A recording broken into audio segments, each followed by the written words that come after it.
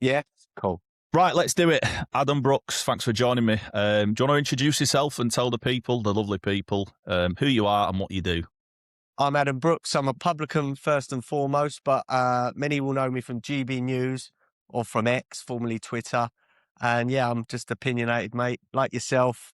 I like to wear what I'm thinking about this mad world that we're living in sometimes, and the Yeah, mad politicians that are ruling us instead of representing us. that's the one in it. Before we get started, Adam, I just want to say, because I don't think I've ever had the opportunity to thank you for the journalism that you covered in Epping with the hotel, because I personally think I think content creators in general who go out there with the cameras to the real people, the stuff you don't see on your BBC Verified and your Sky News, and you was there every day covering it, and you got slated for it.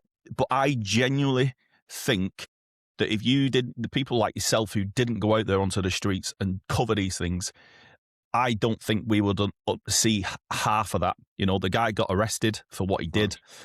So, like I said, I don't think I've ever had the opportunity to thank you, content creators, who actually go out on the streets and get involved with the realness of what is going on. The thing is, people are just so casual in life, and some people don't want to hear about the news and politics and negatives and what's going on. They always just listen to BBC Verified and then go, these people are just racist thugs. They just want to cause trouble all the time. But when you actually go out there and you see it, and then you see concerned parents, family members of young girls and women, our young girls and women, being stalked at schools, attacked, and other serious offences, we should not be tolerating that absolute, No. I don't even know the word without swearing, getting angry about it. So yeah, thank you very much for that. And obviously we all see it on GB News a lot, and you are very good at what you do.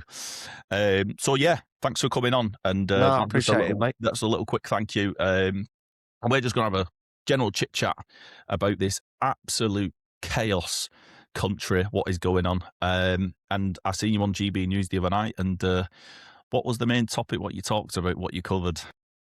I can't remember what. I thought I'd drop you in it and to see. You know because what? there's that It many all things. morphs into one. But I Exactly. think forget, because I did talk TV that day, so it's all a bit of a blur. The main one what picked up for me was you was talking about Keir at the beginning of the rain entering Downing Street, saying he's going to put the country first, and Yes. we've not seen it. And I instantly clicked at that, and then I'm locked in. Then I want to listen to what you've got to say. I want to listen to what other people have got to say, and yeah, it's obviously he's not delivering on that, is he? No, so I remember the words I said now. He stood in front of Downing Street and he said, this government will put country before party. He was having a dig at the Tories, saying they was always looking after themselves and that. And they're doing exactly the same, if not worse. I personally think it's worse. Yeah, this Labour government is making the Tories look like saints. They're that dishonest and untruthful. And look, they haven't kept any promises at all. It's all been lies from the start. But for me, I touched on this on a programme the other day. When the Southport's riots were happening, none of us condone rioting. None of us condone attacking buildings with people in it or attacking police. Whatever they say about people like me and you, we don't condone that. But there was a lot of frustration. They started as protests up there. And he basically labelled us all that push back against immigration or illegal immigration, mass immigration, as racists and far right. And for me, that was the beginning of his downfall straight away. Everyone I was speaking to, whether it be in my pub or down the high road, people stopping me saying, can you believe what he's called us? What, just because we want secure borders? And look, there's no coming back from it. He made an enemy of millions, if not tens of millions of people straight away. And whoever's advising him and who's still advising him in his inner circle, they have no idea about people like you and me. Yeah. They speak about middle-class people in their Islington bubbles, in their coffee shops, that think people like you and me are scum, or, we're extreme for wanting our country to have secure borders and not be overrun like it is, our benefit system being gained from the whole world. Apparently, we are scum for that. Yeah. And this is what everything like that has got to change in this country, because we are seen as the enemy, really. And our views, you have the same sort of views as me. They are what if you go to any area, that is a majority thinking. But again, we can say it. We're not being cancelled. A lot of people that work in banks or they work solicitors or whatever. I've just got told this morning of a guy that works for a football club, a well-known football club, and he's looking at being sacked because there was a chat about migrants and he apparently said the wrong thing. Nothing illegal, nothing Wow. extreme, but HR are involved now. He could lose his livelihood because he had so-called the wrong opinion. An opinion that both me and you and most people think, you know? This is what's wrong with this country. On the left, you can say whatever you like, and you're sort of like a protected characteristic. Us, we say the wrong things. Our channel could be took down tomorrow. You know, GB News won't cancel me. I've been on there 4 years and I've been ranting like a good 'un. I personally think GB News has been a godsend in this country because, you know, you've seen Ed Davey in Parliament the other day slating it, saying, you know, it's basically Fox News for Trump over in America and stuff. And I thought it was very, I thought it was very hypocritical of someone like that who does dance shows and walks out and thinks he's some sort of. I don't understand how he's even got a title, if I'm being quite honest with you. For these people to stand up in Parliament and criticise things where, you know, GB News is not small. GB News outperforms Sky News and BBC News put together. So that, for me, tells me a number of things, that people watch it, people listen to it, and they get the news from it. And obviously, you as a content creator, you would definitely have had a message somewhere along the line from a follower saying, I don't even watch the news anymore. I just watch what you put out. Right. So them numbers are massive. So it has been a godsend, and it's going to get bigger and bigger and bigger and bigger. And the presenters what are on there, they're unbelievable at what they do. Now they've branched out to America. And I personally feel now that the whole world have eyes on everything that is going on. And I personally think prior to this and having a camera on your phone, these things would have just been happening. You wouldn't have even heard of them. They wouldn't have printed these in the newspaper. Do you know, like the migrant in Edinburgh the other week, where we had one on Monday, and then we were on Tuesday, and I was like, is this going to be a thing every day? You wouldn't have had them pictures of him hanging out of his apartment, and doing these atrocious things and stuff. So I personally do think, and I've been on it myself. I've only been on there the once. It's outstanding. It is an outstanding. It's a massive shining beacon of light for the British public, I think, because if we were just listening to the BBC constantly and Sky News, where they're editing Donald Trump saying things that he weren't even saying, you're being fed false information, and people got the audacity, like Ed Davey and other people in Parliament, to slander us, like you said before in the Southport riots, where Keir Starmer just swoops everybody up who was out there and put them in a basket and went far-right racist thugs. That's not on that. That's not. We're not allowed an opinion. But when we talk about people on the left going into superstores like Tesco's and Asda's and just robbing food and giving stolen food to charities where they don't have any collection of where that food's actually come from, or they go in chucking soup all over paintings and spray painting monuments and stuff, we've just got to sit back and, you know, just let these people be praised for this sort of thing. It doesn't make sense. And this is where it's not negative for me. It's an open debate. It's anger. It's frustration. And I've said it for months and months. I think it is simmering. The pot is simmering, and it's coming from every angle. Religions, left side, right side. And it's going to go off. It really is going to go off. And they've had so many warnings. And all Keir Starmer can do in these debates, never answers a question, by the way. We saw that in the PMQs the other day. He got slaughtered twice for it. They're not dealing with the situation. They're not dealing with... And if you look at any left-sided MP on Twitter, because I know you're very big on Twitter, all they talk about is different countries and what's going on in that other country and what Keir Starmer isn't doing for that other country. Yeah. That's where the frustration comes from. And it must be frustrating for people like yourself and us to look at these things and go, what about the UK? What about us? What about this country?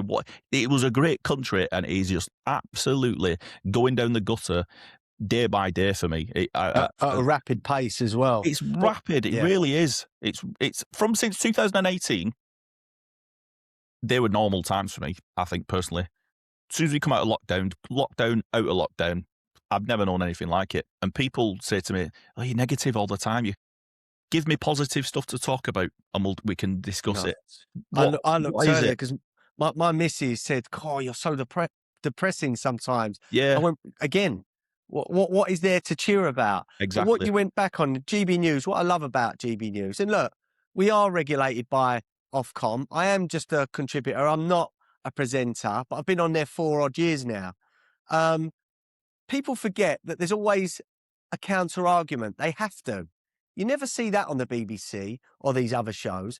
GB News goes out of its way to have 2 arguments there. Yeah. Every show. It has to, because people like Ed Davey called for it to be closed down. That is so hypocritical of him, right? And it's highlighted so much how these politicians lie and manipulate. GB News was the only national broadcaster that covered the Lib Dems, what is it? It's like, not roadshow, conference. The Lib Dem conference the week before. Now, surely that's not Reform TV then, is it? No. And why is he not calling out other broadcasters for not covering what he does? What it is media companies suddenly now have competition. They never had competition before. And their narrative, their agenda to put out certain mindsets so we think how they want us to think, that's come under threat, especially now that so many people are watching GB News and they can see different sides to the story.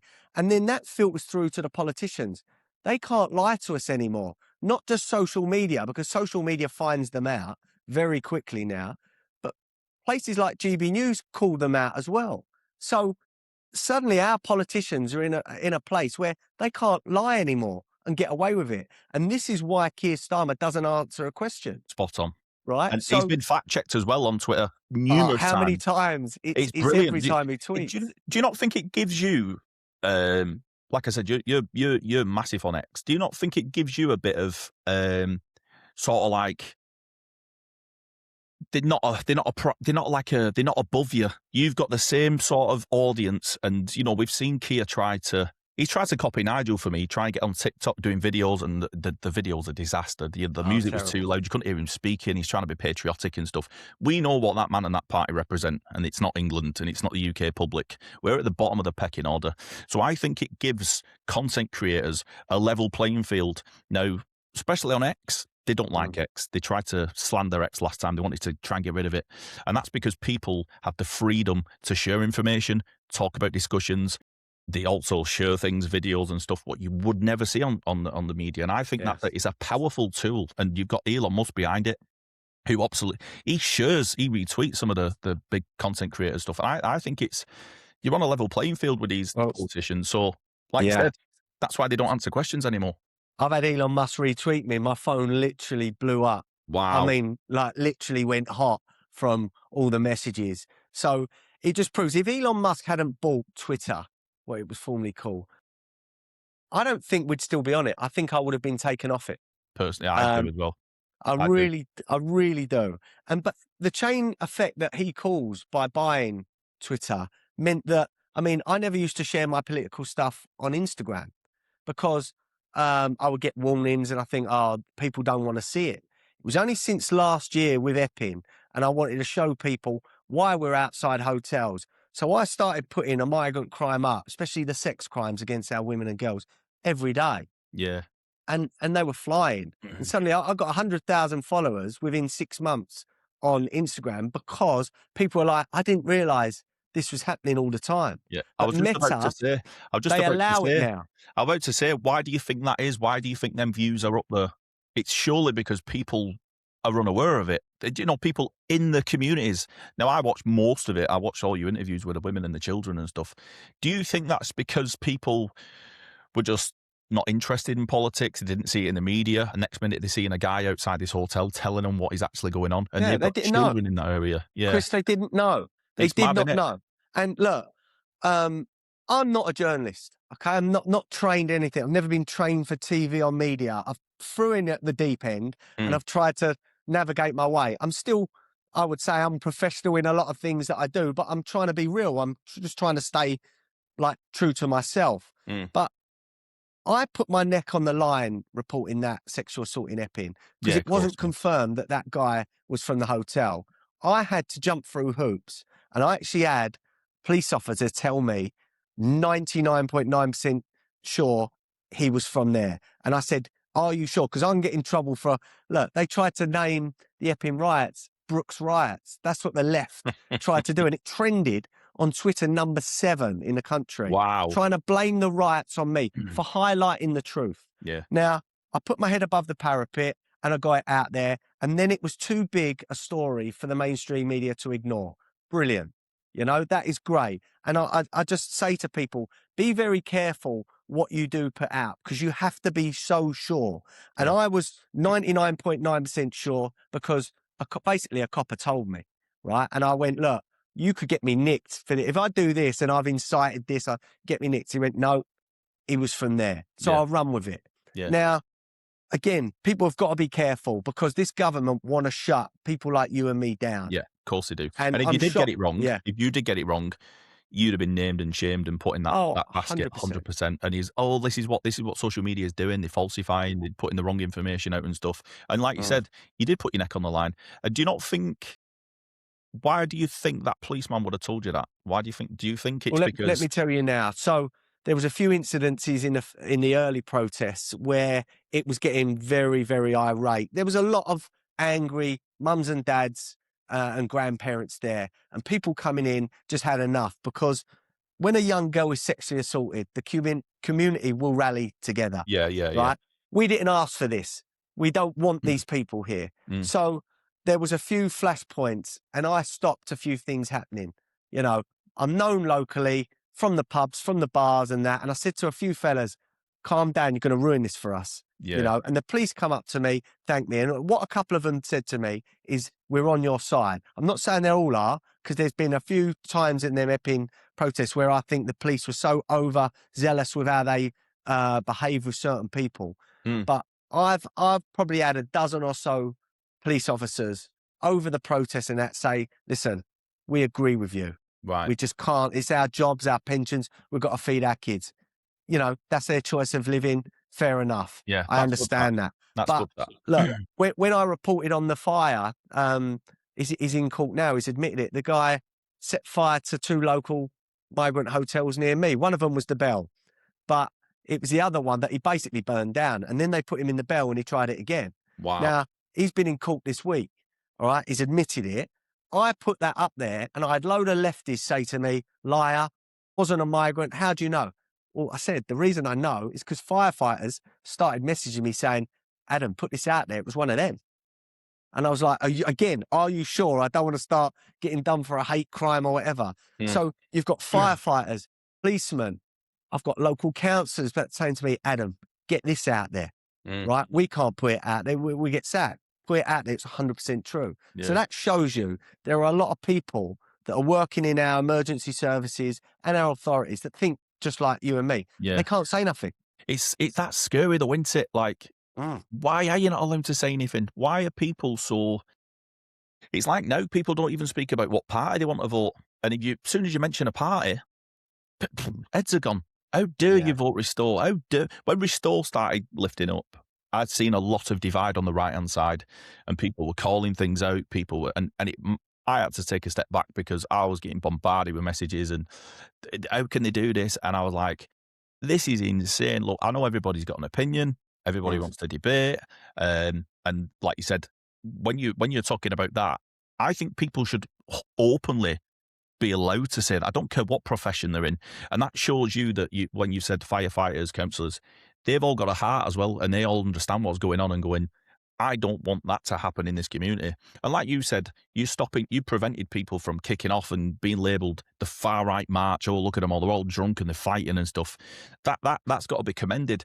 But if you do it in the right way and you got the right information and you put it out right, I don't understand how it can't be. Well, it wasn't ignored because it went. But then you see Liam Tufts going down there interviewing people. Yeah. Obviously, he was getting angry at people. He was another one brilliant person to watch. He was speaking to the left and trying to get an understanding of. Yeah, you want these people in these communities. Look what they're doing to your community. And I still to this day cannot understand their thought process, and that's why. I've got to do what I do, and you've got to do what you've got to do, and putting this information out there. And we did say we're gonna discuss. We'll go on to the next thing and talk about the Green Party. Now, they're nuts, absolute nuts. I can't get my head around it. I physically have watched quite a lot of things. For me, the party in general, just looking at the hierarchy of it, I do not understand how it works. You've got Mothin Ali, who's the deputy, and then you've got Zach Polanski. They both, when you look at it as personalities, they shouldn't go together. No. What Zach represents, Mothin doesn't agree with. You know what I mean? Does that make sense without getting Yeah. too deep into it? It doesn't work. And I looked into it a lot more, and I personally think Zach Polanski, Dave Polden, I call him, and his plumber friend, I personally think that party had been infiltrated, and them two are a front for a bigger there's a bigger picture behind it. I think they're being funded, and some of the policies they've come out with just don't make sense. The figures don't add up. It's always just tax the rich and stop Reform UK. That is all you ever hear. They're not a serious party. It's a circus for me, and I find it very dangerous, very, very, very dangerous that these young students in universities, people who are leaving school, are actually saying vote for Greens and stuff. Yeah. What are they being taught? What's your take on the Green Party? I just look, they are nuts, and I call them nuts. And Dave Polden or Zach Polanski, what about when he started running? First of all, let's talk about his run. Do you remember when he ran down that conference? My days. But Who do you know runs something? like that? There's a little story between that, behind that, and I actually did an apology, and I actually put it out there that he tore a ligament or something when he was younger, and he did something, and it makes him kind of run like that. So I did kind of apologise, but then after it, I just said, if I ran like that, I just basically wouldn't run. I don't think there's any need to run, to be honest, when you just walk. Let me tell you, I'm not apologising. He runs like a complete and utter idiot, right? And look, he is an idiot. When he was questioned on economic numbers, he had no answers. Yeah. The Greens would bankrupt, destroy this country's economy. Yeah, they would. Within I months. personally agree. Yeah. The bond markets would go. I can't stress enough. The city would not back the Greens, so it would just be total destruction. They want to legalise crack cocaine, heroin, and the date rape drug. I think it's called GHB or something like that. Now, what sort of society will we live in? My kids growing up, where people are jacking up on the corner, or freely walking about with a date rape drug in their pocket. I'm not prepared to live in a country like that. And only yesterday, this is one of the most shocking things, is they want to bring down the length of time that police can hold a suspected terrorist to 4 days.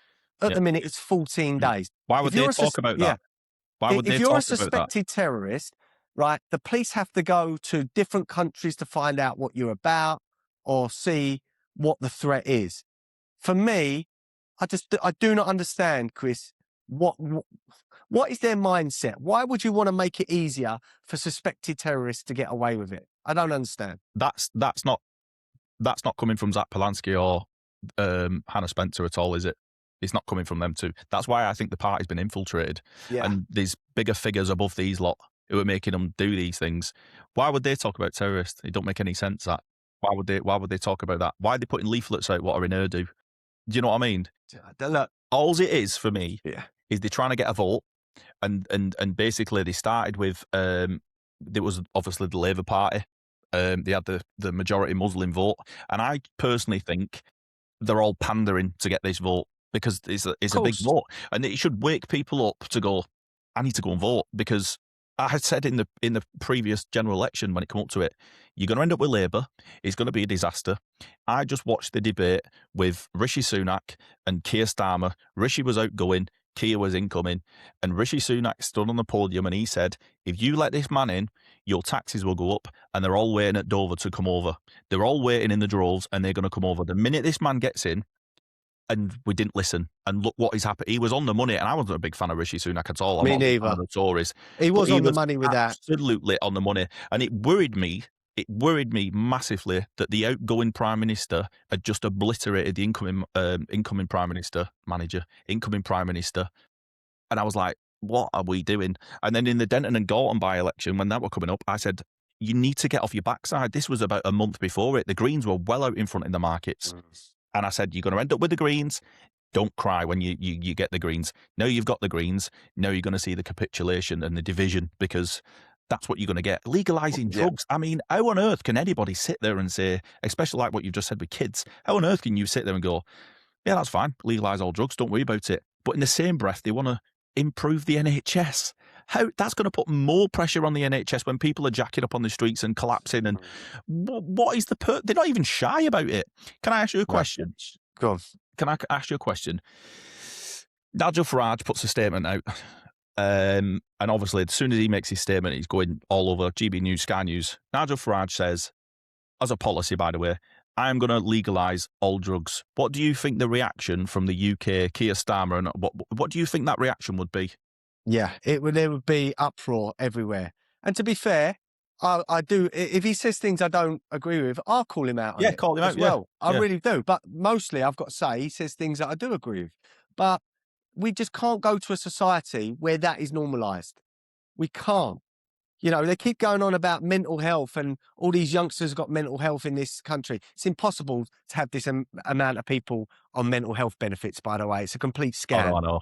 Right? They want people to be on benefits, don't they? They proper like promoting it. I'm saying many of them are scamming the system, and that's a fact. But can you imagine if they honestly do believe that we've got a mental health crisis with millions of youngsters? What's the worst thing that you could legalise? Drugs. Mm-hmm. Like, I just can't get my head around it. And again, I will have this conversation with my kids. I've already had it with my 16-year-old, right? We was all young once. We all know the temptations. But it's just about, I try and tell my kids, this was my friend at this age. We fell out because he did this. He was bang on the drugs. Or I lost my friend in a car crash because he was high on drugs. All the stories that I remember over the years to try and put them off drugs, I will do. Yet we've got a political party that are basically going to encourage it. And I'm not saying that their words will do it, so it's not encouragement, but it will. Yeah. It will encourage. It is encouraging. And that's scary. Yeah, it is. They are encouraging it. No dancing on the streets. They're proud of the policies, what they're putting out. There's no hiding about it. There's no sitting on the fence with it. Their policies, what they're putting out, they're adamant that's what they're going to be doing. And like you said, when you've got children and you don't want them to see this stuff, they're seeing it on the news, social media, because they're on social media. They're putting it out there, do you know? And I put a video out the other day on my way to Parliament. How does it feel when they're absolutely terrified of me? Half of the people in there don't know your name.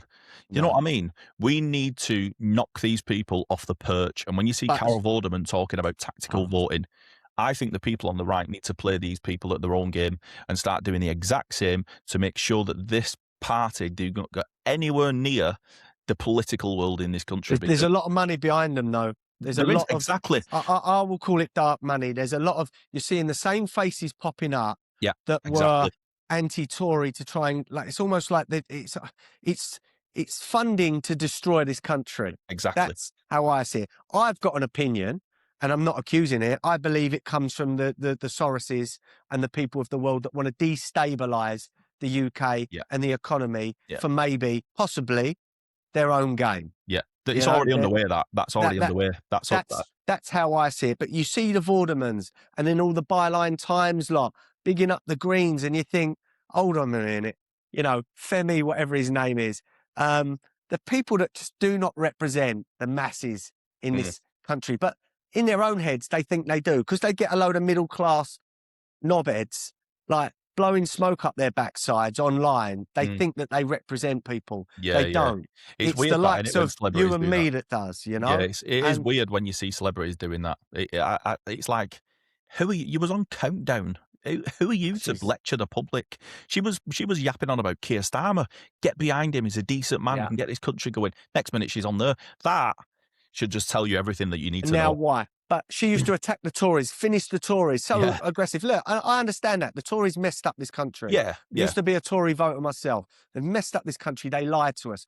False promises, and then did the complete opposite. But she was then seen all lovey-dovey in a horse racing meet with amongst Hancock and other people. I remember. So do you remember that? Yeah, and she said, oh no, I was just being polite. Come on. You can't say all these aggressive things online one point. See, if I'm going to call out politicians, if I see Keir Starmer walk past me, I'd say something, right? I wouldn't be asking for a selfie or being all polite. I'd say, you're ruining this country. Yeah, right? I'll probably do the same. I'd They're probably not. do the same. They're not superstars to me. They're meant to represent us, Yeah. right? Yet these politicians are acting like they rule over us. That Hannah Spencer dresses like an 8-year-old. Okay, what is that all about? She dresses like an 8-year-old or a children's presenter, thinking she's all quirky, thinking she's all important. 2 or 3 days into Parliament, she's doing the cha-cha in the parliamentary break. There's a war just started and you're doing the cha-cha. This is how unserious these people are. The Greens try to portray her as a local plumber. Come off it. Yeah. You know, I come think there's off a bit it. of a background to her. She's got some property as well, hasn't she? Yeah, she's a hypocrite. So Yeah. they don't want landlords. She's a landlord or she owns multiple properties. Yeah. Look, our politicians are so dishonest. They're in it for what they can get and the perks of what they Yeah. can get. I've been offered a role in politics, okay? Turned it down. Why? Because I don't want to be part of a polluted political system.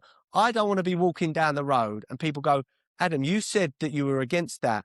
Why did you vote or why did you abstain against that? Knowing that I probably would have lost my job if I'd had voted. I can't live like that. Yeah. And I can't, for my morals, be told what I must vote for. Yeah. So at this moment in time, you're not going to see me in politics because it's so corrupt. We need to get back to that representation of us, not ruling over us mindset. And I think it's going to take a decade. I think it has to start with reform. They're the only party on the right that has got a chance of winning the next election. Yeah. Because Labour and the Greens are going to mobilise together if things get a lot, I can see that. worse. Yeah. When people say, look, I respect Rupert Lowe. I've spoke to Rupert Lowe since COVID days, 2020, 2021. Respect him as a man, successful businessman. He says what he believes. I have utmost respect for him. Look, it's my opinion, and I've clashed with many people online. You're going to be throwing your vote away. Mm. You're going to be splitting the right, but not. Look, I don't think they're going to get much above 5% in the polls, if that. Now, this online world is different to the real world. You speak to people in a pub. Oh, I hadn't heard of them. Or it's not the wave that people think it is, Chris. Yeah. All right. Not saying, look, if there was a general election, it was more like 3 or 4 years, they might get some momentum. But I think Restore's role is to keep reform on its toes and to keep calling out reform. Hold on a minute. You've got to go further that way. Parties like Restore and Advance and all these things will help us shift the Overton window. It's already shifted a lot. Yeah. But they need to keep reform on their toes. But people need to realise reform have got like 1,000 odd councillors. They've got mobile teams going round every area. They're a serious political outfit now. Yeah. No party's going to start. And look, I think the general election will be 2028. I really think things are going to get that bad that it's going to be called early. I really do. Do you think Keir will last that long as well? No. Look, let's be honest. He should have gone months ago. Yeah. He should have gone. Any other away. party, he should have been gone. But I had some inside information about Andy Burnham, put it on GB News in December, that Burnham had found a seat that was willing to step down or is stepping down, and he was going to go for it. 4 weeks later, it broke as breaking news. I think The Independent or someone said, oh, exclusive. I'd already said it on GB News because I've got someone within Labour. They hate Keir Starmer. So I look, I'm being used. Let's be honest with it. They want me to put this stuff out there because it damages Keir Starmer. Yeah. Now, I got told Angela Rayner about 3-4 weeks ago was making her move on the Monday morning. There was a big meeting at 7:30. She was going to come out. Something changed. She bottled it, right? He would have gone because then you had the Scottish leader come out and say that he couldn't back Keir Starmer anymore. If Rayner had come out that day, the party would have imploded. Yeah. So there would have had to be a leadership campaign, but no one wanted that poison chalice until after May. They're going to be obliterated at these local elections, completely wiped out. So are the Tories. I said Angela Rayner would replace Keir this week because it was just on the markets. It was on the brink. And obviously, like you said, she bottled it. Something happened, obviously. Yeah, he should have gone a long time ago. But the thing is, for me, I've talked about this on lives, I've done videos and stuff. Who's going to replace him? Because that cabinet is absolutely diabolical. Wes Streeting was the favourite to replace him. Then Angela Rayner, David Lammy.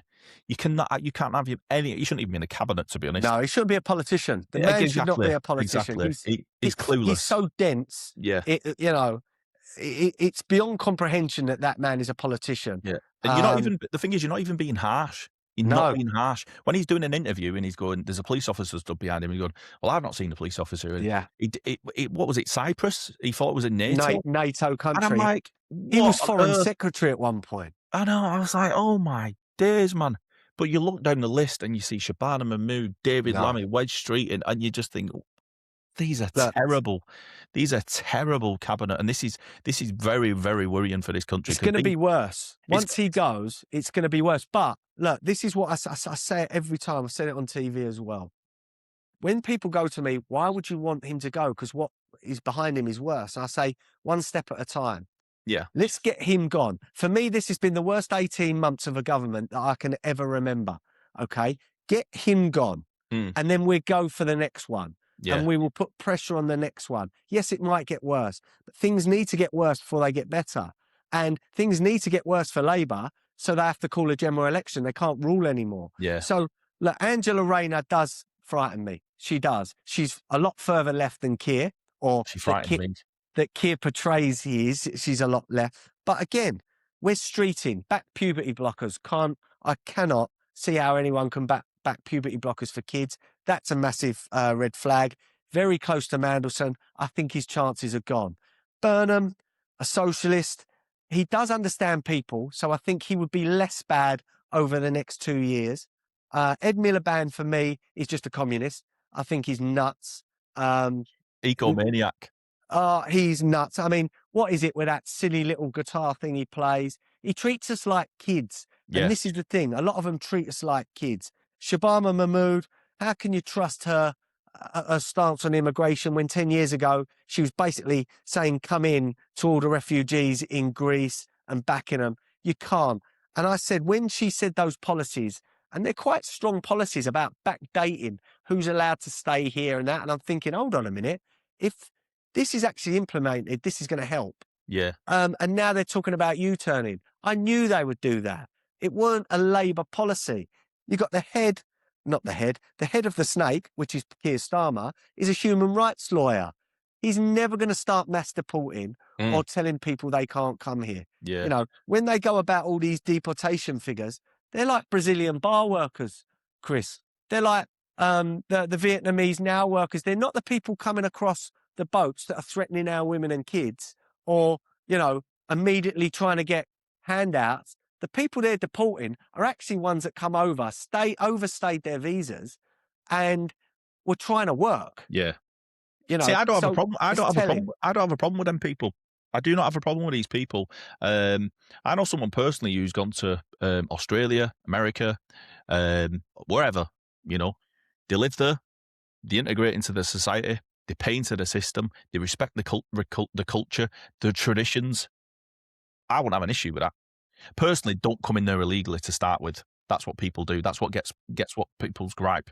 Because if you do that in any Middle Eastern country, you go into prison. There's no debate in it. You just go. They're not racist, are they? No, they're never exactly. called racist. What about? I think it was it Pakistan or the other way round that deported like 800,000 Afghans or whatever way round that was.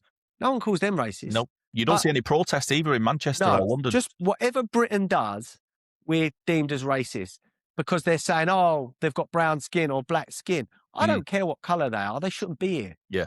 At the end of the day, these people shouldn't be here. They're saying, I think our population, what do they say of the United Kingdom? 67, 68 million. I reckon it's about 5 million more than they actually know. Oh, yeah, 100%. Right? Yeah. There's at least 2 or 3 million illegals, without doubt. Yeah. And look, if they happen to be brown skin and black skin, they've got to go. It doesn't matter. You can't change your stance. Oh, like these leftists. Oh, no, I would have said, but they're from Pakistan. Oh, we can't ask them to go. There's no war in Pakistan. I know. I think it's been pushed on us that much. Yeah. That people are frightened to even say it. I think it's been pushed on us that much from the left. And they throw that... Sadiq Khan, he does it. Throws that card. He does it on purpose, mate. He does it on purpose. He does it on purpose. I personally think all these celebrations, I think he's loved absolutely every second of it. To rub it in the British public's nose and going, I've got the power. This is the So biggest celebration yeah, in the Eastern and the Western. So I was like, you absolute moron. You're doing it on purpose. That's where your division is. Let's wrap yeah, this up and send it to Gary Neville and see what he's got to say about this. yeah. But just before I come on here with you, GB News just had a Muslim lady on, and she said that Sadiq Khan is doing this to fuel division. Yeah. He's basically getting off on it. And that Yeah. was a Muslim woman who said, I'm not persecuted at all for practicing my faith in this country. In fact, people bend over backwards for us. She said, there is no reason for a mass show of prayer Mm, in London. We've got huge I mosques. know. That's And what, yeah. I think there's I researched it the other day, there's 300 mosques in London. Now, why do it open air? And look, there are people that are intimidated by it, and that is a fact. So there's no reason for them to do that. The thing is as well, what rubs it up, I did the video straight after the guy who was preaching the gospel. He was reading the Bible and he got arrested. Noise pollution. Arrested him. Yeah, Asked him about 5 times why they was arresting him, why he was under arrest, under caution or whatever. Noise pollution. Now, there's multiple preachers on the streets in the UK, Speaker's Corner and all that sort of stuff, arrested. There's always a police presence. You're being too noisy. People don't want it. Or people are shouting at them. Can you imagine if anybody went over to that celebration, that iftar, where they were praying, and the police, for example, and said, you're being too noisy, you're being shouting? Do you think they would stand there and tolerate that? no. Absolutely not. He was taking Yeah, selfies, and if you look at his, I don't know, look at him as a whole in that celebration, and then go back to Christmas and look at him there with the Christmas celebrations. He was pretending he was singing hymns. Obviously he doesn't celebrate Christmas, so why would he make it out to look like he is? And then they go on about the communities and anybody's welcome and trying to like sweeten it up and stuff when we know exactly what you're doing. We know exactly what you're about. We know exactly what you are doing, and you're just literally you're rubbing people up the wrong way. And I think yeah, he should have gone a long time ago for me. He's yeah. But like, terrible. He's terrible. Chris, I always say, right, and I'm not asking people to do this. If there was a bug in Sadiq Khan's house, I believe he would sit round his morning. It's my opinion that he probably sits round his morning table with his family and his wife, laughing at how he's going to wind us up today. That's how I look at him, and I believe he sits there and thinks, "Watch what I do today. This is really going to get the far right, as he calls us, up in arms." And he deems so many people far right. He does. When I was protesting against the ULEZ coming in, the extended charges, he called protesters outside, which I was one of them, far right. Mhm. Now, how can you deem anti ULEZ protesters as far right? Why? Mm. Because it shuts down. Then that means the next protest, little old Dorothy that was there thinks, I can't go because he called us the far right. Yeah. He knows exactly what he's doing, Yeah. and he plays it to a T. Yeah. And I think he sits at home and he pisses himself what Yeah. he's doing. I really he does do. it. He does it 100%. I agree with you 1,000,000%. It's like, do you know what backs that up? What you've just said, 100% what backs that up is these committee meetings. What they do, and Susan Hall asks him a simple question: is there any grooming gangs in London? And what does he do? Can you change the question because I don't understand it? Can you tell me this? Can you rephrase it? And then how angry does Susan get? She stands up and she gets all flustered, and we talked about it in the chat we had last week and stuff. And you just look at it and you watch it from a outside looking in, and you just think he's doing that to wind her up. He is doing that to get a reaction out of people. And then soon as that person goes over the top with that reaction, far right, racist, thug. She's I think Susan is brilliant. I think she's brilliant. Yeah, yeah, and she's very, very on the ball of what's right and wrong with the stats and everything like that. I think she destroys him in that London 100%. Assembly. And his deputy, my goodness me, let's not even get started on her. God, how has that person got that job? How? It's mind blowing. If you watch the interviews, and I'm waiting for, I'm almost willing to say a good answer because I'm starting to feel sorry for her. Yeah. How awkward it is. She can't finish a sentence, yeah. literally, you know? It's, but look, going back to Sadiq Khan, he does what Keir Starmer does. If they don't like the question, they will change the subject or go off. And do you know what that is?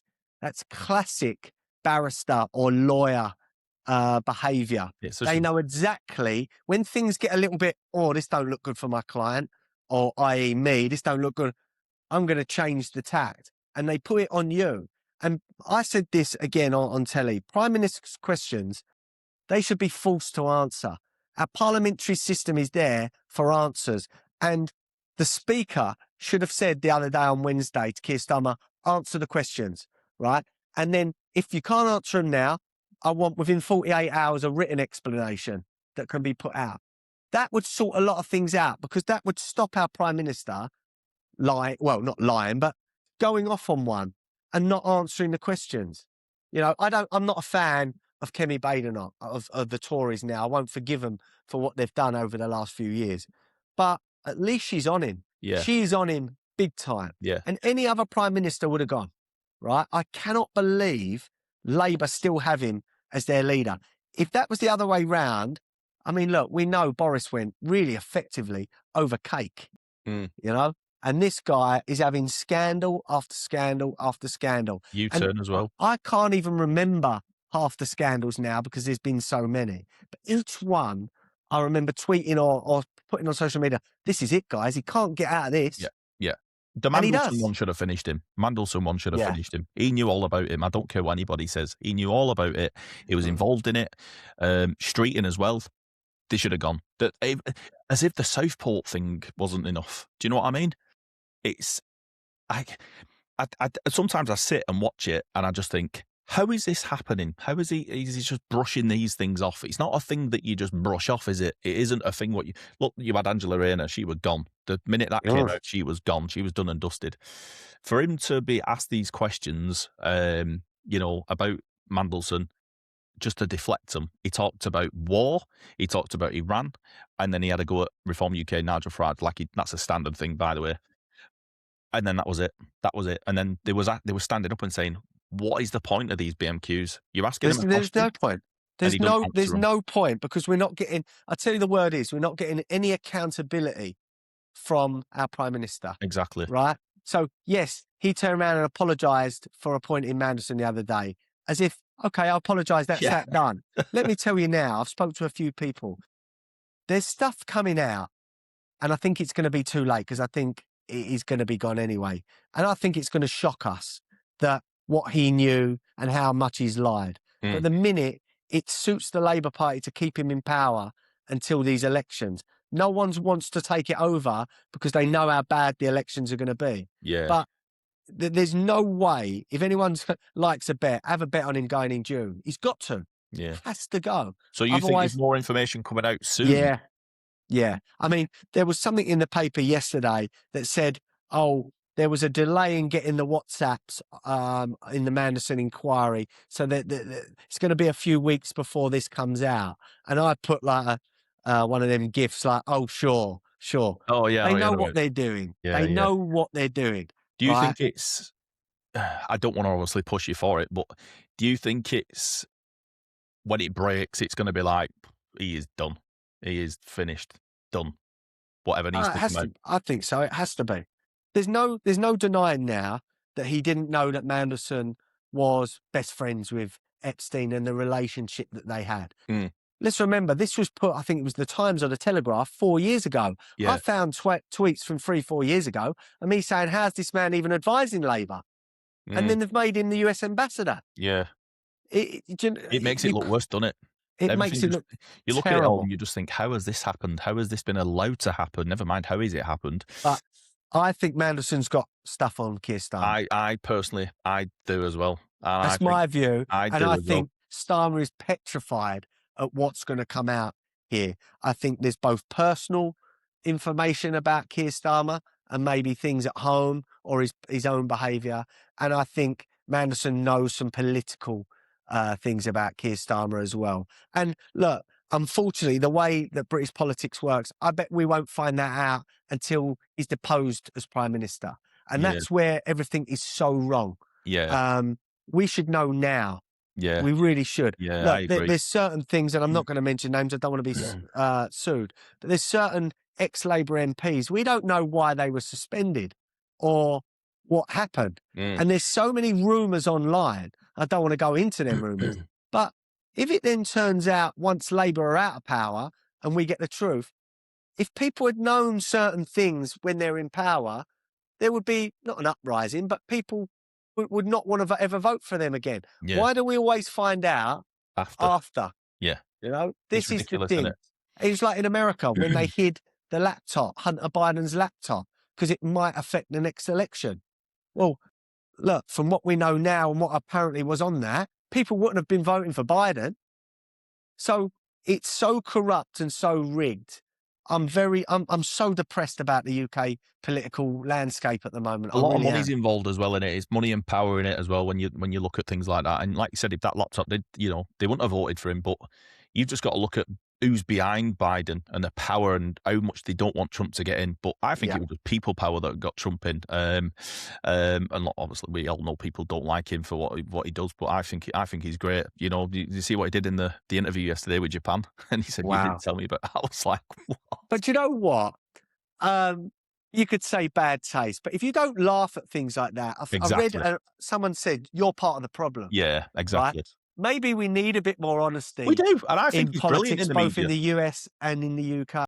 I think he's brilliant in the media. When someone speaks, he goes, "You're a bad reporter. I don't want to speak to you. You're this and you're this." Yeah. And I think he's brilliant. And when the bits I loved the most is when he come to the UK and he did the visit, and he literally made Keir Starmer look this big, Sadiq Khan look this big, and I was like, do you know what? He has got that power and that authority to do that, because we try, but he's doing it and it's going worldwide, and he is absolutely embarrassing them. And that is why Sadiq Khan goes on, he goes, he's a racist, he's a thug, to do the same tactic what you said. Just do that and it just discredits that person. But I just think there's more people who back Trump than Sadiq Khan and Keir Starmer probably put together. He called Keir Starmer a loser, apparently, in private. Look, that made me laugh a lot, because do you know what? I've had so many debates on the GB News couch where people have gone, "You're wrong. He said he loves Keir Starmer like months ago. He's got a great relationship." I said, look, I'm a publican. I've dealt with the public for 20 odd years. I can read body language and how people are. I said he hates him. Yeah, he does. And I had Nina Miskow go, "No, you're wrong. There's a public statement that says he really likes him." I said, you can say what you like. I can tell he hates him. And recently that's now come out because, not allowing them to use our bases, right? In a situation like this, we didn't have to go on the offensive, but let them use the bases, okay, like we have done. Look, without the US of A, anyone could take us on now. We're not a military force anymore. And we've seen that. We can't even send a warship to Cyprus within 3 weeks. So without Big Brother, who is the Americans, we're screwed. So you've got to toe the line a certain way. You might not agree with the Iran. Listen, if our troops started going into Iran, I would be on the streets protesting with the lefties, because that's not nothing to do with us. Yeah, it's right? pointless, isn't But it? when I see tens of thousands of people being massacred on their own streets by a regime that openly threatens the UK and the West all the time, that we've had 24 terrorist plots here, they've just arrested some spies today, Iranian spies. Yeah, I've seen that. We're being targeted. Don't worry about it. Whether we gave them our bases or not, they hate us. They hate the West. And if they can bomb their Muslim Arab neighbours, do you not think once they get a nuke, they're going to send it to us? Of course they are. We are. And anyone that thinks otherwise is deluded. And again, I always try and think with my kids, in 20 years or 15 years, do I want my kids sitting here? I might not even be here. And Iran send over a nuke. No, I don't want that to happen. So look, we're getting a lot of disruption now. I'm going to be paying for it in energy prices in my pub. Don't worry about that. And the price of beer is going to go. Everything's going to go. Our mortgages. But I think we needed short, sharp action. I hope Trump has got a plan to de-escalate this somehow. Do you agree? I really do. Do you agree with what he said though? It's like it's a small price to pay. Yeah. But over the time, it's gonna. Well, as I just said, we don't want to see our future. It'd be safer. Yeah, exactly. It will be safer. And I think Iran will be safer as well. So but these people on the left who protest all the time stuff. This is the thing I couldn't get my head around. You had Iranian people, celebrating what was happening, but then you had our lefties on the other side of the river protesting what was happening. And Alex Armstrong was out there, wasn't he? And he was trying to report, and the guy was putting the flag in front of his face, and I was like, someone please. I do this thing, where I sit and it takes me 10, 15 minutes to try and get it in my head of what's happening here. How are people from that country celebrating what's happening? But you got people from our side who have nothing to do with Iran crying about it and protesting about Trump. it. And it's, I honestly, I cannot get my head around it. And I listen, they go on about it, and I say there's MPs on Twitter, and that's all they talk about, what's going on in other countries, never this country. Gaza. Yeah, and honestly, and I'm like, if you are that asked about it, get on a flight and go over there and do something about it. You won't do that because you know exactly what would happen to you with the minute you step foot on that runway. You do it because the UK is soft. It's such a soft touch, and it's been literally put on us to not be able to speak about things, and you're allowed to talk about other countries and prioritise other countries and stuff like that. And that causes division, it causes hate, it causes the big debates what we have. Then that's when we get called far-right, racist, thugs and stuff like that. And that's why I was saying GB News is a big beacon I like, because it kind of represents us on the right. We don't have to take that hammering all the time because we have an opinion on, we don't think you should talk about Gaza all the time. What about our country? What about our veterans and our pensioners and stuff who are being attacked constantly? What about people who are coming over here on boats and going into communities and doing damage in them communities, going out and, committing these crimes and stuff?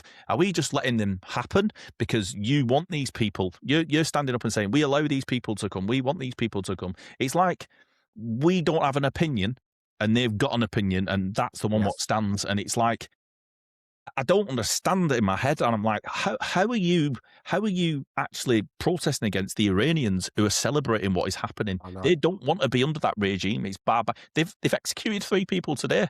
Yeah, I don't know if you've seen it on Twitter. Yeah, I've seen it. There's an MP from the UK, and have you seen what she said?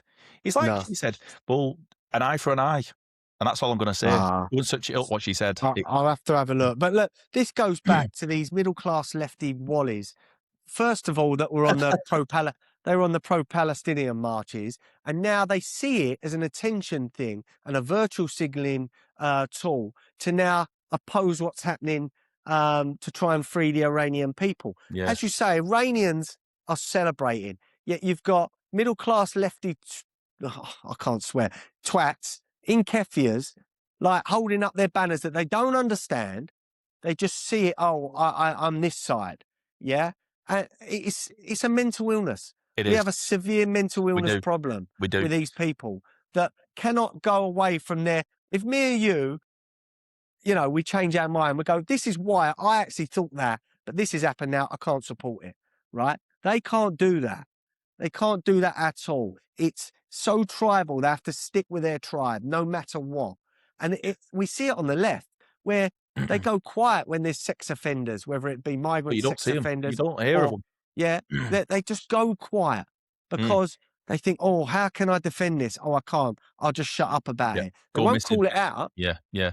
I personally think if we had a government with a backbone and you had these people, these protesters, for example, the ones who took sledgehammers to the police officers and stuff, if they're claiming any sort of benefits, I would ban them for life. I'd make them get a job. I'd make them suffer.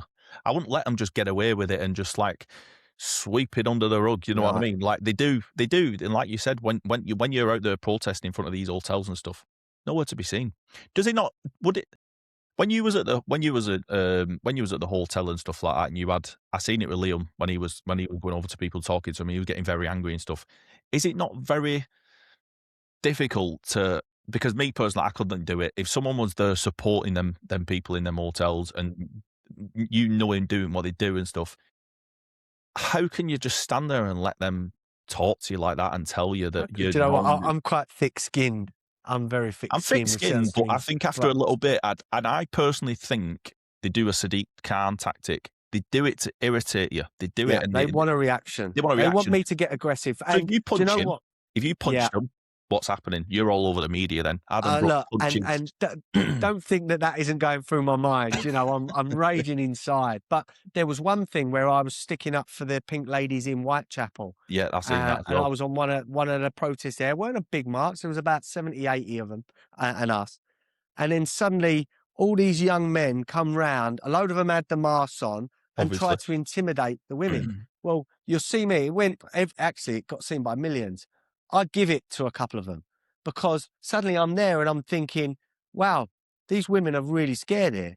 Mm, So I'm not going to hold back. mm. And I probably could have said a lot more and I probably could have got quite a bit more aggressive, but I didn't because I was aware they was all filming me as well. Yeah. See, But people don't think of that because you got now cameras on your glasses that's as the well now, only haven't you? time where I've been very close to losing it because I thought, hold on a minute, these ladies and a lot of the pink ladies are in their 60s and above, Mm, right? And you've got young men with masks and balaclavas on trying to intimidate them. I won't have that. yeah. You know, I would have ended up taking a pasting Yeah. from a load of them, Yeah. but I would have gone down swinging. Yeah, Trust I know me, what you you mean. know. The But British public shouldn't tolerate that either. If you no, was walking past and you heard it, I think you're wrong if you just ignore that and walk past that.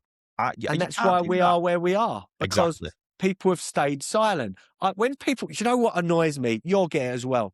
People go grifter, oh, jumping on the latest bandwagon. You can find tweets from 10 years ago where Mm, I've been calling out illegal immigration, mm, these boats and everything like that.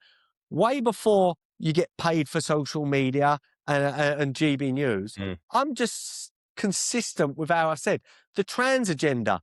I've got tweets from 2017, 2018, where I'm calling out the madness of men in women's sports, you know, and being called every name under the sun for it as well. Yeah.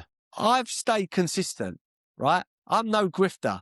You know, my main income is my pub. Mm, I'm not some multi-millionaire media mogul. yeah. You know, I've done all right in my life, but I don't do social media for this money. I do it to try and make a change, as you do, Yeah. right? Well, And I I work think full anyone time. that's got a voice needs to do that. I still work full time. You know, I've always worked. You know, and I get it as well. You get horrible messages from people and stuff. Mm. I've always had that opinion though, where it's always something going on, and you know, and in lockdown, I think it was just around about lockdown. You know, everyone when TikTok came out, everyone was doing dance videos, trying to keep the mood up and stuff, and Mm. I think it was just the whole just negative after negative after negative, and I started doing a few political. I thought, do you know what? I'm just gonna just put videos out there, and because I think I Yeah. seen a video of a guy talking about something about lockdown and the vaccines and stuff, and I thought I'm gonna just. I did like 2 or 3, and they just went off, and I thought, do you know what? People are kind of liking this, so I'll do a few more and do a few more and do a few more. And then I thought it got to the point where I just thought, do you know what? I'm not just sitting here just thinking about it, mate. I'm going to just put it out there, open Yeah. debate, you know, put your views out and your opinions and stuff, because nobody ever sits there and goes, oh, I'm great, me, at what I do. It was just I'm going to just put it out there. Do you know what I mean? Because I used to do like football content or whatever. Yeah. I'm going to put it out there and people then relate to it. And I think it's very powerful, the whole social media thing, because you look at how many people doing it now. And I personally believe, I think there's a lot of people doing it just for the money, just for Yes, there is just for the, clout. yeah, they want to be on it and they're jumping on. And I've seen a recent influx of it as well. And I'm thinking, you was doing silly dances the other week, or you was doing this, but I do think there's people who have just come out are new to doing it now, but I personally think they're the same, where they've gone, I've had enough of this. I've got to talk about this, and they're going out in the field and they're talking about it. And I personally think when I started it, I don't think there was as many active on social media like talking about, but I didn't really know because obviously that wasn't my field. But then I started to see more and more and more, and there was people who were kind of doing it the same way I was doing. I was thinking, these guys copying what I'm doing here. But then it comes to me that it's another voice. And it's more voices, and we're getting that message out there. And I think it's just over the years, 5 years, I think it's just gone massive. And then Yeah, you're putting our politicians in a position where, like you said, they got to talk about it. They can't they ignore have. it. The social Yeah, media, the power of people having a camera, a device in their pockets where they can whip up. You look at a protest now. You look at any sort of march protest. How many people, when there's something going on, do you see with a stick in their hand with a camera on it, a microphone? Everything has got eyes on it. And I think it's a big, powerful tool. It's good for like GB News because they can use that yeah, yeah, yeah. footage and stuff. And I think going forward, you know, I think Keir's already talked about X before, and they don't like it and stuff because people can share information, they can talk about information. When the government speak like that, that's when you know you're onto something good, because they don't want it. If they don't want, so I do the opposite of what they say, and Yeah. I'm going to always stick by that. So I do think it's a very powerful tool. But yeah, I think going forward, I think you're going to see more and more and more people doing it, and I hope they do it for the right reasons. Exactly that. Look, as you say, it's about getting our voices out Yeah, there, exactly. It's more you voices, know? isn't it? That's what. Yeah, And that's great. It's funny what you said about, certain people doing the same videos. So Wednesday, I did a Talk TV slot, and mm. then I had to kill That's, 2 or 3 I had to do 2 or 3 hours, like kill 2 or 3 hours before I then went to GB News. I was out like 13 hours, and I'm looking at stories. I thought, right, I'm gonna do one on that Ed Miliband. You know, the picture where he's got all the costs behind him? I thought, lovely. Just went outside Westfield, was just about to do it, and as I opened Instagram, you'd just done it, and I thought, "Oh, I can't do that one." no, Right? but you can. So That's the thing. no, You can. You no. put your own spin on it.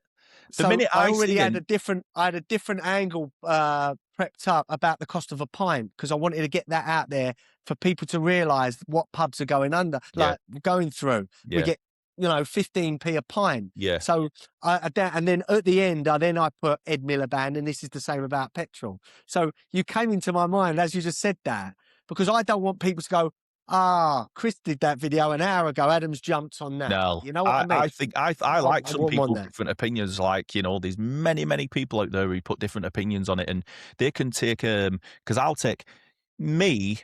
I always find the stupidity of a video. So when she was saying, just look at this, and then he looked the complete wrong way, that was the bit I stuck with and I went with it. The Yeah. 38%, obviously, that's a massive thing. But I look at these people and I think, I'm putting a video out there and I'm talking about, I'm like, just look at these idiots what are telling us what to do. This man is in charge of billions of taxpayers' money. He could literally obliterate us, if I'm being honest with you. Drill, baby, drill, that's what I say. He is an idiot. And when I listen to, I don't know, I'm not going to name any names, but if I listen to other people, they put a different opinion out about that topic of that same video. And it's more, they go into the depths of the percentages and what this government are doing. So there's loads of different views and opinions from it. But in the sense, when I was saying before, you would get people doing the same as you. They'd be in the same position as you. They'd use the same video as you. They'd use the same title as you. And it's just like, come on a little bit. Put some effort into it a little bit. More people, more voices. That's what But I it's more absolutely love. pressure. People if there was 1,000 of us all doing content to the amount of people that what we are, and we've got big audiences, these politicians would hate that. They do it. Yeah. I mean, they hate. I had a senior Tory MP come up to me a couple of years back and go, "You're blah blah blah." I went, "Yeah, you give me hell during COVID. Every day I was fearing what you was like tweeting me," and I was like, "Good, you was wrong." And he turned around and went, "Yeah, we went too far." Right? Wow. So that I took a lot of sort of satisfaction out of that, because I knew I was getting to them. So sometimes, they're not replying. Listen, I tagged Keir Starmer and these in, when I'm fully having a rant, thinking they're not going to see this. But sometimes they I'm going to do. say, do you think they do see these videos? Because Sometimes, yeah, they do. I've So done, sometimes you catch them at the right time, they will get it. I've sat on a GB News sofa, and this was about 2 or 3 years ago. One of the producers went, we had someone from Number 10 in earlier, and they said, we need to try and get voters like Adam Brooks back, right? So Wow. they notice this stuff. They really notice it. And because of our voices more in line to the average person, they're taking notice of it. They really are. The thing is as well, I was going to say, like, obviously you do content on multiple platforms and stuff, especially X. When you do one of them videos where it's like in God mode and it does millions of views, I personally think that's got to be seen by someone. It's got to be. I've got loads of celebrities, blue ticks in my DMs on especially, for example, Instagram. People with titles and stuff, and I'm like, what is going on here? And then you look at why they're following you, and it always tells you like a reel or something like that, and it's one of your reels what have done millions of views. Yeah. So they've got to have seen it, or they've got links to these people in power. I think they've got to have seen it, and that's good because it's a powerful tool. And like you said, when you said you give me grief all the time and stuff, them people, they must be looking at that and looking at your opinion and your viewpoint from it and going, do you know what? Actually, we have gone a little bit too far with that. You know what I mean? Yeah. Because we're just people at the end of the day. These people Exactly. represent us. They're not in charge of us. They represent us, and they Yeah. need to hear our voice. And I personally think social media is a very powerful tool, used in the right way, to put Yes. that message across. And we're not just going to sit and just accept it and let people enter our country illegally and stuff. No. So I Why do should think we? it's big. I do think I think it's massive, and I'd encourage anybody to start doing it as well, and doing like what Mm. you do, what I do. But you've got to do it in the right manner. You've got to do it in the right way. Yeah. You can't be going on the streets, getting drunk and doing punch ups like you said. And like you said with the guy, you've got to bite your tongue, and you're ready to protect women and children and stuff. And it's just there's never a day where I just go, what is going on here? There's always something going on. So I said to my missus the other day, even if I won the lottery, I'd still do these videos and that Yeah, same. because, Yeah, right, I think it helps. And a lot of the time it's getting my frustration out. Social media for me is almost like a bit of counselling for my counselling. own That's what head. I've said it before. Counselling, because Getting, before you're it in getting your lockdown, own views out there, it used to just sit in your head. For me, it used Yeah. to sit in my head, and then I go, even like potholes. Oh my God. And I rant about it. And then people relate to it and go, oh my God, you should see this video of this pothole and stuff. Listen, I think it's brilliant. And like you said, it gets more voices out there, and they get a bit of they get an understanding of the British public. I still don't think they take it on board, but they've got to see it. Like you said, if you've got a senior politician coming up to you and saying, I watch your stuff and you were giving me a load of abuse, and sometimes we did go a little bit far, you're doing the right thing. As long as you're not, look, I would never attack someone's family or anything. Like, I don't go personal. Yeah, but, yeah. I will go in pretty opinionated Yeah. on Good. them, on what their actions are. Yeah. And I think as long as you're not threatening them and you're not going personal and like that, they can't really moan what you're doing. They might not like it. Yeah. They can't then try and shut you up. Yeah. Yeah. So my advice to people out there is don't go like the real personal. Don't go into their family issues. Some people like do. That. Some people Yeah. do, and I don't Do like not that. look. If you start screaming and shouting and swearing at these people, they've got no right to have to listen to that. Yeah. Yeah. If you threaten them, listen, we all know what Starmer and his stormtroopers will do. If someone reports you, you're probably going away in this country. Yeah. 2 Listen, years. Lucy Connolly, right. is it? Look, I speak to Lucy online quite a lot. What gets me is that we've got people like Hugh Edwards that wants thousands of kids in really terrible, terrible situations, disgusting abuse, sexual abuse images, and he escapes prison. Yet I could lose my head this afternoon in a bit of frustration and say the wrong thing and end up in prison for 2 years, if not longer. Yeah. Right. And that is the madness. I think Elon Musk and America are looking at us like that, thinking, what has happened to Great Britain? We used to be, I think we're the oldest democracy in the world, probably. That's what I think we are. We used to be respected for our laws. Now people are looking at us and thinking, whoa, they've got no free speech. Even though Keir Starmer wants to sit in the White House and deny and say he's proud of free speech. Come on. That was one of the most unbelievable interviews that I've seen where he said there, I'm proud of free speech. Yeah. In that bloody voice. You're going to give Alex Armstrong's impression there, do you know what? His voice, I can't even watch Keir Starmer now without getting angry. It don't matter. Yeah. He could be talking about something really that we agree with and lovely, I have to turn him off. Yeah. The man angers me so much. Yeah. Look, and hate is a terrible word. Don't hate many people. I hate what he's done to this country and how he's labelled us. I really do. He gaslight us all. He is a big gaslighter, isn't he? It's only free speech for a selection of people, I personally think. Two-tier Britain. And you can't deny there's one thing. And I got told that they was monitoring social media for people that used the term two-tier Britain, right, for extremist views. It's undeniable, right? I must have tweeted two-tier Britain 1,000 times. We've got a two-tier prime minister, a two-tier government, a two-tier judiciary, a two-tier police force, two-tier judges, and worst of all, we've got a two-tier media. And that is what we're up against, because our media, a lot of the time, the old school mainstream media, want us to think how they want us to think. And now we're rebelling. We're not. So, it's punished those that are spreading a threat to them. That's how I see it. That's The how thing I is, see it. though, with the media, like you're saying, two-tier with the media, a fine example of that is they want people to hate Donald Trump. So what did the BBC do? They made him say words that he didn't even say using AI.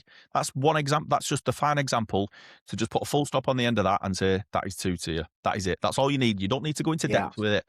That is exactly what you need to have an understanding of And what you're now on about. we're the bad guys because I know. I do. I support Trump suing the BBC because I think the BBC Personally, yeah, needs I'd love it. a complete overhaul. Yeah, I don't want to be paying for a BBC that I don't even watch. yeah, I don't. Right? Now, if I want to watch on my Skybox GB News, I've got to pay a license fee. So I'm paying it. I'm funding the BBC that I know 80% of the people that work there absolutely despise everything that I stand for. Yeah, it should be a Right? subscription. It should be a subscription. It should be. Or adverts. I don't care now, right? I don't care about adverts. I don't want to fund an institution that churns out things that don't represent me and also hires. How many paedophiles have they hired over the years? How many? It's unbelievable how many have come through that institution. And the There's a thing is, big people still problem in the argue it, though. BBC with paedophiles. People will still argue it, though. People will still argue it. It's so stupid. They will still defend it to the hill, even though you've got all the proof, you've got everything that you need to see. People would still defend it just because it goes against your opinion. That is the only reason. It's tribal. And it's like pissing in the wind half the time in this country. I just want to finish up because we covered a hell of a lot of topics. I could sit here for hours and talk to you about all these things. It's brilliant. We're going to have to do another part. We're going to have to definitely do another 100%. But, I just want to finish up with, I did it with Susan as well. I want to understand, how do I word it? What's your outlook for, I don't know, we'll just do it till the end of we can't even go, say, like 5 years. For this year, because I want people to have a bit of positive, as hard as it is. I know the summer's a very positive thing for people because you've got your beer gardens, you've got a pub itself. And I did the video yesterday about Jeremy Clarkson slating Ed Miliband about, telling you to serve warmer beer, turn your fridges off. That's the advice you'd be giving. That's your help, what you're giving off these politicians. What do you think the outlook is by the end of this year? Is there any positives? And you want me to be positive? I want you to be positive and I want you to be truthful. You've already said Keir Starmer could go. That's a positive, but it's also a negative in a way because we're going to end up with someone probably even worse. Yeah. What do you think is going to happen by the end of this year? I'm going to struggle to be positive, mate. If I don't want to bring this down. I really do not want to bring this down. The positive, as you say, is that Keir Starmer's a goner. Labour know they cannot continue with this soulless, monotone voice robot taking us down this road. But it is going to be worse. So that's the good news. It's going to be worse, and things need to get worse before they get better. Yeah, of course. And unfortunately, the summer is a great time for this country, but we are going to see more sex attacks from illegal migrants. We're going to see more violence. And I said it, and this is not me being inciting or encouraging it at all. I think we're going to have a summer of people on the streets. I think it's going to be a very angry summer. Yeah. And I don't get off on that at all. I really don't. I don't want that to happen. But for me to see a positive, all I can say is that every month that goes by is another month less of these in power. I do believe that we probably will have a general election in 2028. It's got to come. I can't see any good news. Now I'm a publican, and the start of this year started very badly for me. I haven't seen anything like this in 20 odd years. I would ask people if they've got spare money to go and support their local pub, if they're an independent pub. 100%. Look, I'm not talking about the big chains. Imagine if you know someone that is a tenant or a lessee like me, go and support those pubs this summer and try and make it a lot more bearable for us to do our jobs now, because we're facing a future where our government at the moment is directly attacking us. It's like you can speculate why they don't want pubs, and I've got my own thoughts on that. Yeah. But pubs will die out. Yeah. They're making it unsustainable, aren't they? Yeah, if you don't use your local independent pub, it will go. And it's all right going, oh, yeah, I can't be bothered this weekend, or I might stay at home and have a beer. In 5 years' time, when there's only a third of the pubs left, right, and there might not even be one in your town anymore, you can't look back and think, oh, I should have used that pub a Yeah. little bit more. I Do it love now. that. Yeah, do it now. So that's all right. So sorry that I haven't got any good news because I can't see any. Apart from Keir Starmer leaving, I think this is going to be a really tough year. And that's a madness, isn't it? It is, out of everything in this country and the World Cup's a positive, and I hope there's nothing. I hope there's no attacks because of what's happening here. I hope there's nothing. I hope it's a brilliant World Cup. I Yeah. hope pubs thrive. I hope we do really well. I think that if England won the World Cup, that is a major lift for this country. That would be a massive positive. I Yeah. think it will, and I think they've got a very good chance as well. There are positives, but we need to make them happen. I want people to walk around with a big smile on their face, and I want people to understand the negatives. I don't want them just to look at us and go negative, negative. I want them to understand the background of that negative. And I back what you said. That I encourage people to go and use your local pubs. Get in there. Even if you're having a couple of drinks, have some food or something, because you're under absolute heaps of, the rates what have gone through the roof. I've listened to numerous interviews of people saying they're not helping you, basically. They make it unsustainable, so you've got one option. Don't support them. Let's get behind the boys in the World Cup. Let's have a positive summer. And hopefully we see the back of Keir Starmer. And that's it. But there's one thing for your viewers. An independent publican will get 15p or so out of a pint. The government's taking £2 of your money and for that's that why pint. a beer. What's an average? People need to realise that. What's the average cost of a pint in your pub? I'm around sort of mid £5 up to nearly £7 for the top ones. But look, I mean, a backstreet So pub they're taking a chunk. I pay 85 grand a year rent for a little pub in a backstreet of an Essex suburb. Wow. So my costs are through the roof. Yeah. And people don't realise that. Look, when you've got your big chains, your local big chain pub might be losing money, but it doesn't matter. Yeah, because they've got 5 other ones in different areas that are making up for that. So they can take a loss there. So all I want to say is if you've got 2 pubs in your town, one's owned by a huge multi-billion pound company, the other one's run by your local fella that is struggling, go and have a pint in that one. That's all I say. And let's hope the England boys bring it home for us in the World Cup, because I'm a Tottenham fan. I don't even know if we're going to be in the Premier League next year. I'm going Sunday. I think you'd be all right. Yeah, I'm taking my daughter Sunday. 6-pointer, that is. After the Atletico performance, I think you might be all right. Let's see. But let's wrap it up there. Before we go, Adam, but what's your link on social media so people can find you? So X is the one I'm the biggest on. I'm Essex PR on X. Instagram, I'm Adam Brooks Media. I've got a new YouTube channel that I do the daily papers every morning. Which are brilliant. That's Adam Brooks Media. TikTok, I'm Essex PR UK. I'm not very big on TikTok. Substack, I write articles on Substack. So if any of your viewers like an article, please go and find me on Substack. I write 2-3 times a week. Brilliant. So we're just trying to get the message out there. I'll definitely tag you. I'll put your tags in the description as well so people can find you. Go and give Adam a follow. Adam, thanks for joining me. It's been a long one, and we're going to definitely have to do another because I mate. Could sit here and talk about it for a long time. I want my followers to follow you as well, because I'm a big fan of what you do. Brilliant. Right? I appreciate it. If you've clicked this bit up, if any of my followers are listening, follow this man. All right. Well, what's your social media? I'll put mine in the description. I think most of mine are just Chris Corky 89. The thing is with me on my socials, I was just glued on TikTok. And then people was like, why are you not on Facebook? Why are you not on Instagram? Why are you not on X? Why? And I weren't on any of them. I started last year. I want to get them pushing. They're doing all right now. Yeah, let's become one. Mate. Thanks for joining me. Thanks for talking. It's been a pleasure, mate. I've enjoyed it. I appreciate it. Thanks again. Take care, mate.